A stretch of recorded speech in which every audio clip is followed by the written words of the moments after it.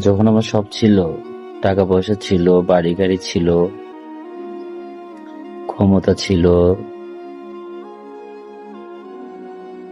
তখন আমার দূর সম্পর্কের আত্মীয়রা খুব ভালোবাসতো,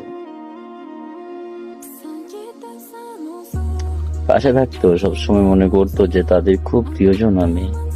তাদের বিহেভিয়ার এতটাই মধুর ছিল, কখনো বুঝতেই পারি নাই যে তারা আমার দূর সম্পর্কের আত্মীয়। মনে হতো নিজের আপন ছোট ভাই ছোট বোন হয়তো আমার সঙ্গে কথা বলছে। আর যখন টাকা পয়সা, বাড়ি গাড়ি, ক্ষমতা, সমস্ত কিছু হারালাম, তখন মনে হয় যে পৃথিবীতে মা বাবা ছাড়া আর কেউই নাই।